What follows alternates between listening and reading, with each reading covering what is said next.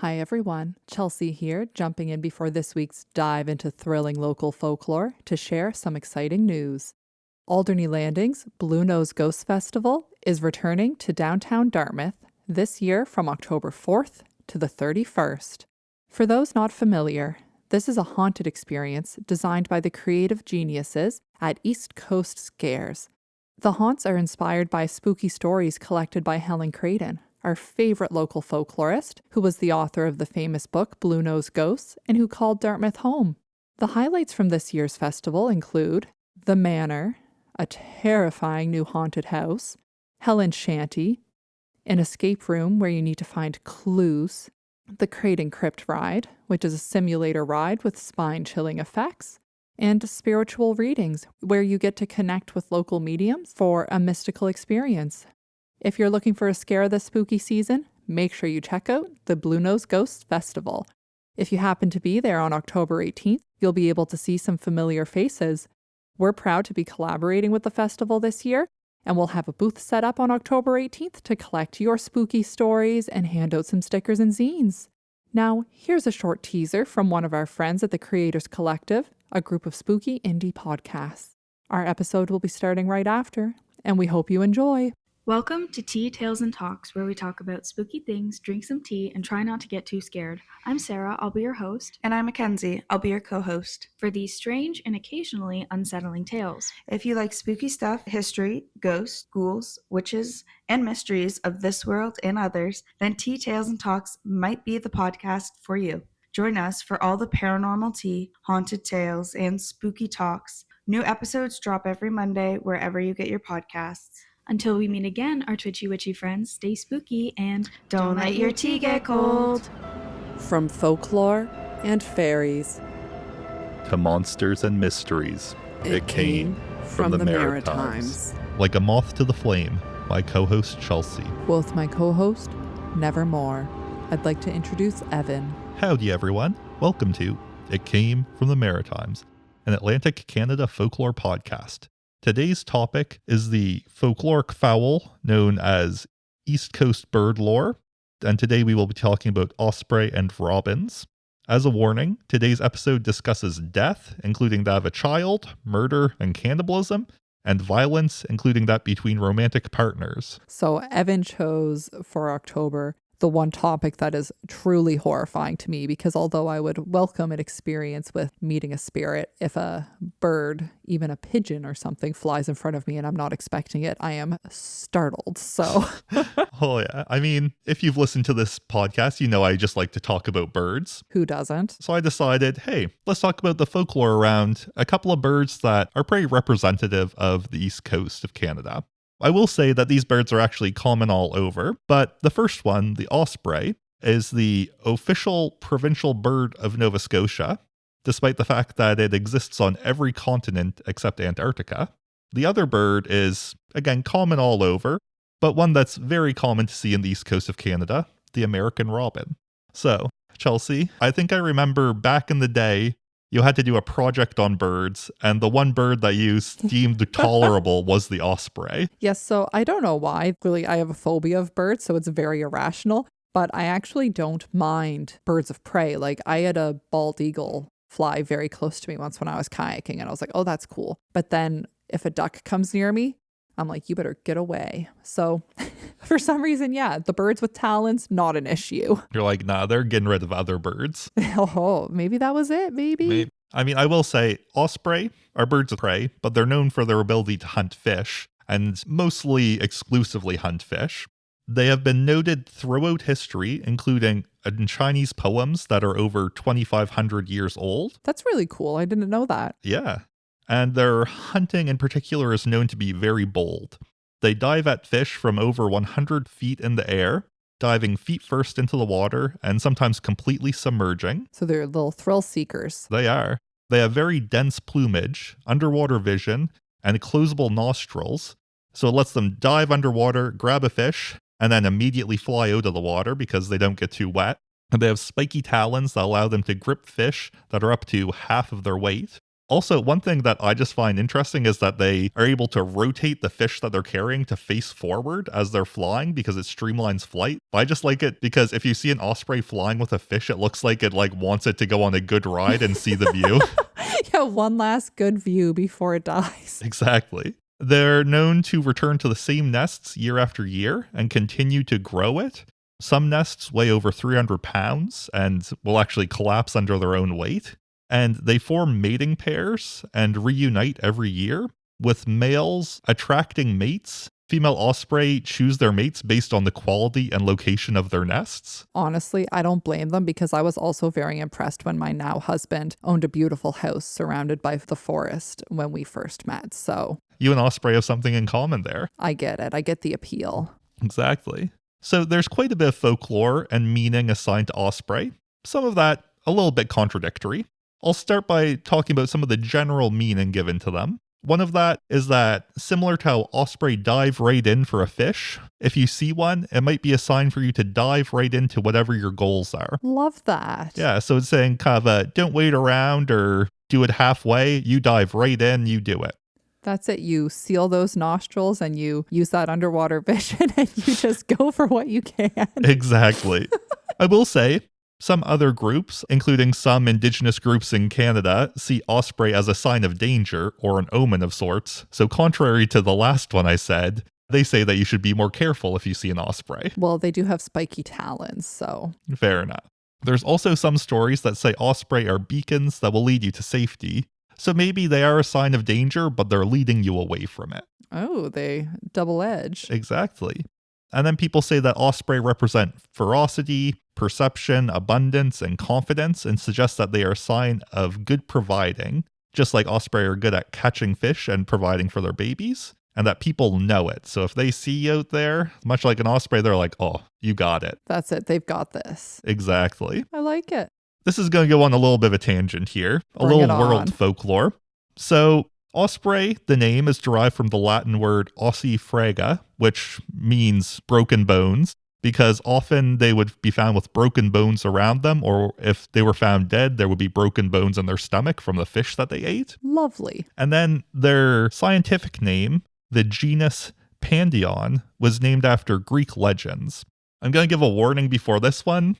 This story gets a little dark at the end, so we'll give you a little warning before that part if you want to skip a little bit.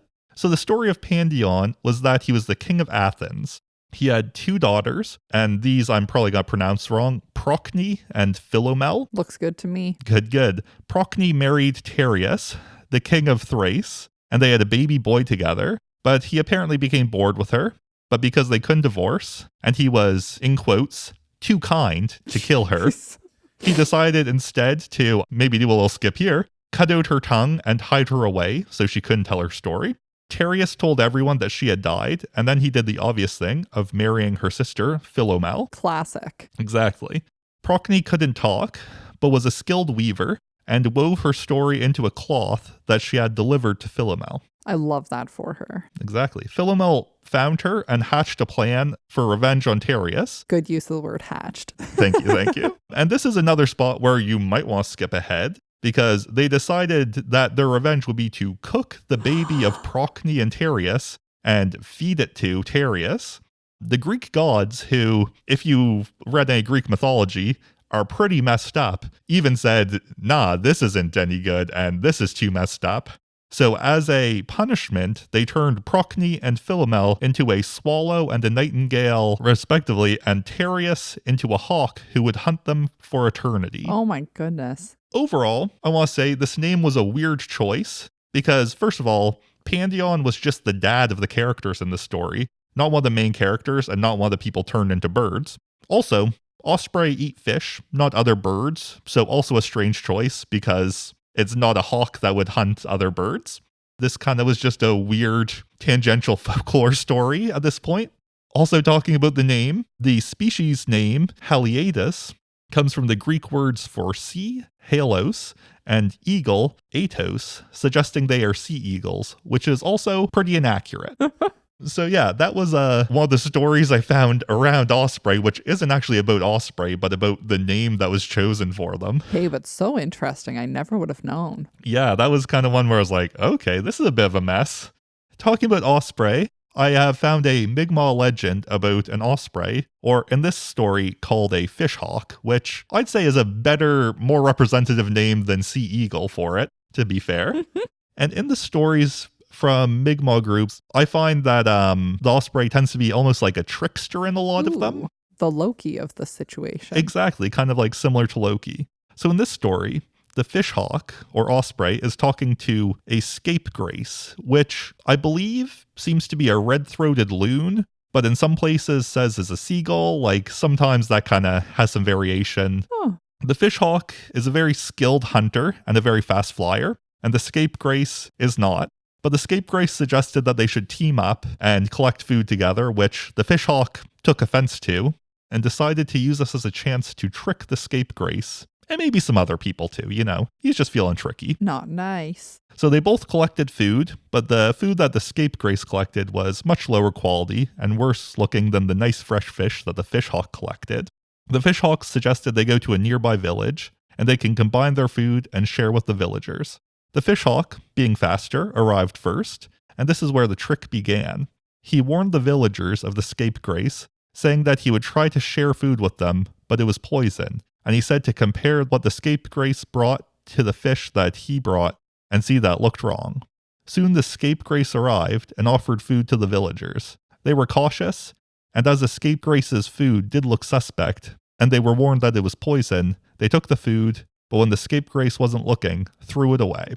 Eventually, the scapegrace, not taking hints, tried to connect with some of the women of the village, and eventually that was kind of the straw that broke the camel's back, and they chased the scapegrace away. A poor thing. I know. So, I mean, he was just trying to be nice. He was like, hey, you want some of these not-so-great fish that I caught? Right? I tried really hard. And the osprey's just there like, nah. But anyways, the fishhawk talked to the villagers and said that he knew the scapegrace was coming with poison because the fishhawk claimed that he himself had magic powers and could see danger coming.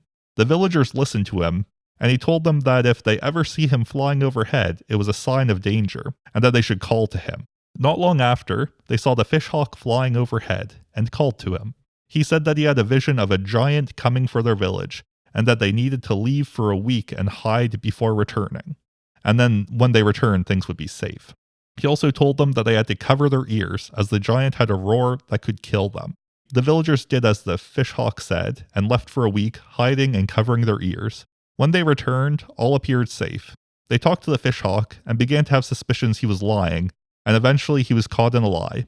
The fishhawk flew away without a word, but in these groups, an osprey overhead is still seen as a sign of danger. No wonder. Well, that's the thing, and I found like a couple different versions of the story with some slight variations, but it never seems like there's any reason why he tells them to leave. Based on what I can find, the osprey doesn't steal their stuff or like wreck their stuff. He literally just is like, yeah, go hide for a week and cover your ears, haha.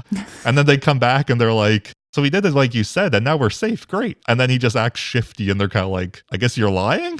Real rascal move. That's the thing, it's kind of I don't know. Before I move on to robins, I want to go over a couple of smaller pieces of osprey folklore. Apparently there's a tribe in Bolivia that believes if you implant osprey bones under your skin, it will give you better hunting abilities.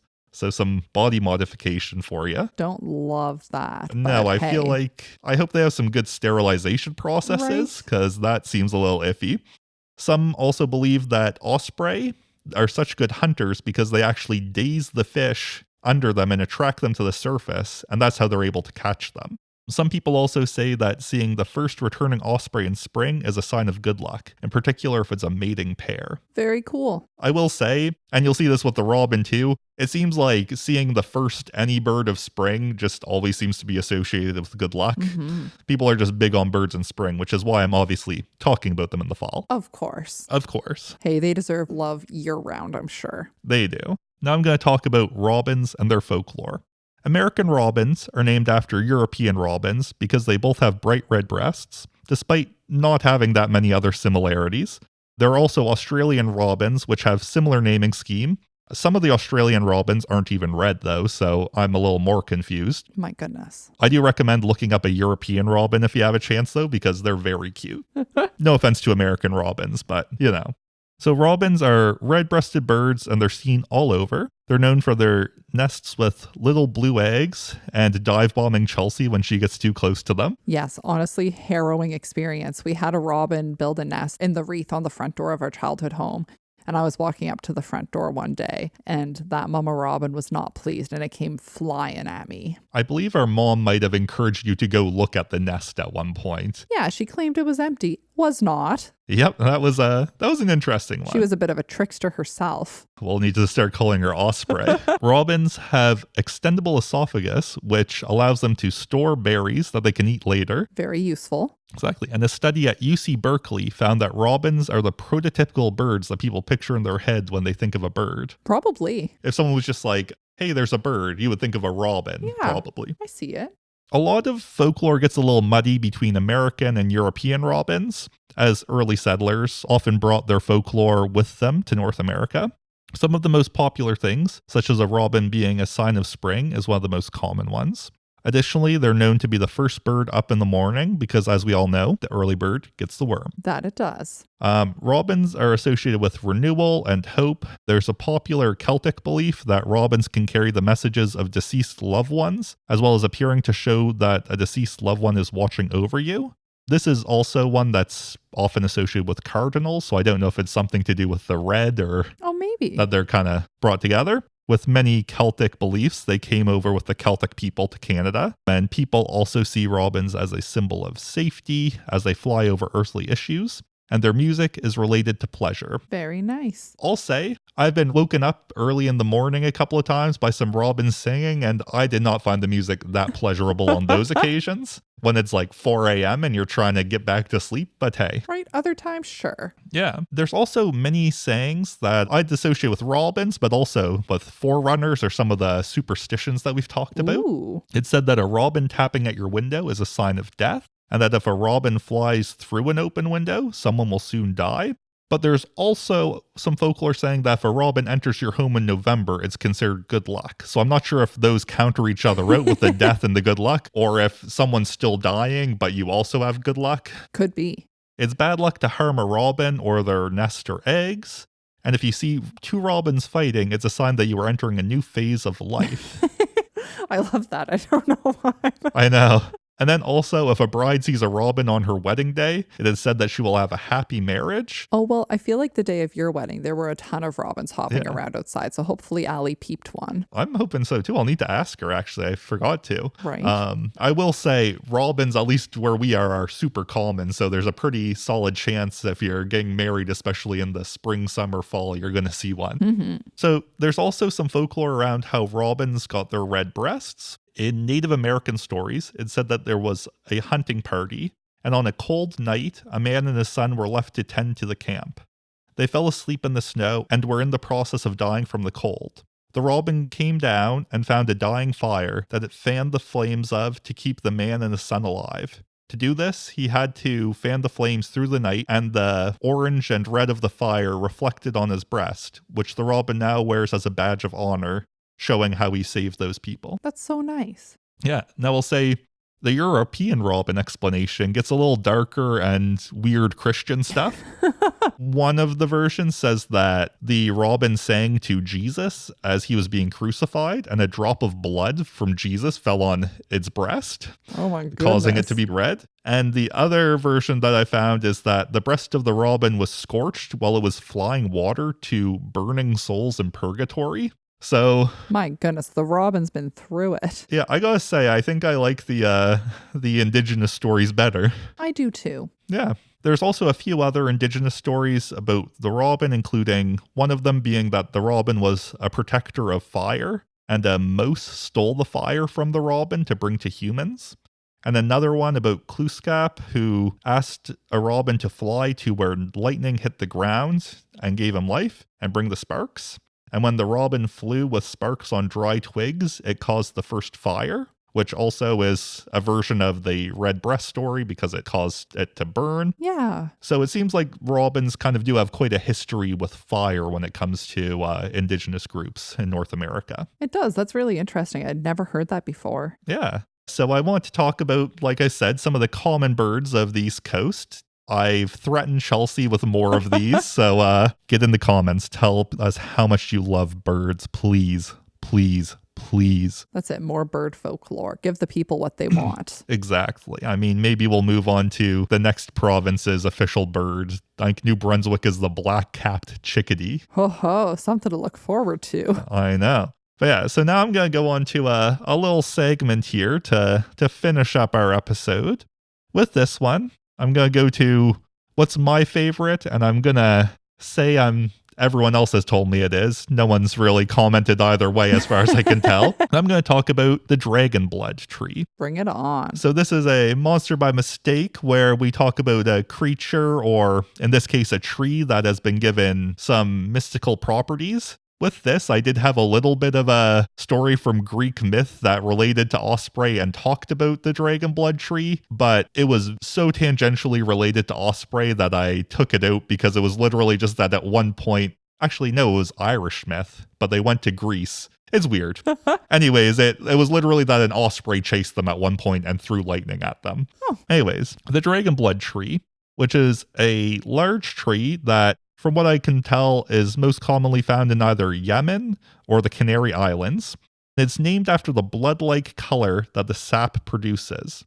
If you have a chance now, please Google dragon blood tree sap, because you will look at it and you will be like, oh, that is blood. It has a very unique appearance to the tree, with only the youngest branches having any greenery. So then the top of it is covered with like green, and then the bottom you see all of the branches going out.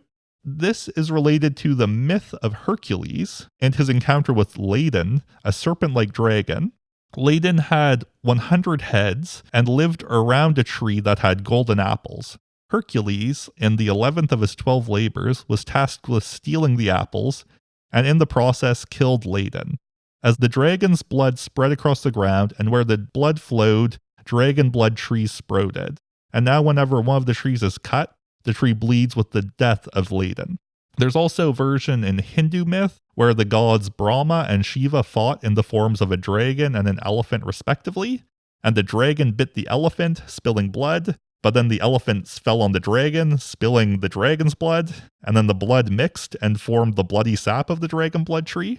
So, as you can tell, there's a lot of myths associating dragon's blood with these trees, and I just found that really interesting, and I just thought it was neat, so... Folks, I just Googled, can confirm, the sap looks like so much like blood. That's the thing, is like, imagine cutting down one of those trees and being like, ah! Yeah, horrifying. Exactly. Thank you so much for joining us for this episode of It Came From The Maritimes. You can find us on social media, on Instagram, Facebook, and TikTok at It Came From The Maritimes, on X and Blue Sky at ICFT Maritimes. And if you have any Atlantic Canada folklore you'd like to see covered in future episodes, or any spooky encounters of your own, email us at itcamefromthemaritimes@gmail.com. If you enjoy our podcast, please leave us a 5-star review. It helps people find us. And now to end the episode, we have a folklore tip. Chelsea, do you have one for us? Before I share this week's folklore fact, I'd like to remind our listeners that we're on Patreon now. It's a fun way for us to offer bonus content like some of our favorite spooky book recommendations, more detailed information on local haunts we haven't gotten into in our episodes as of yet. We are really hoping to grow this podcast. It's something that we both absolutely love doing, and we would love to be able to offer more bonus content, like additional episodes, as well as start offering some merch. We'd love any little bit of support you can offer while we attempt to grow this as much as we can. So you can find our Patreon at patreon.com/itcamefromthemaritimes. We have a $1.50 and a $5 tier, so we tried to keep everything reasonable. If monthly payments aren't something that you're able to commit to, we did also start a Ko-fi account, KOFI, and that's a way that you can buy us a coffee with a one-time payment to show your love for the podcast. So now for our folklore fact. A crow on the top of your house is considered a bad omen. Ooh, spooky. Thanks for listening. Bye.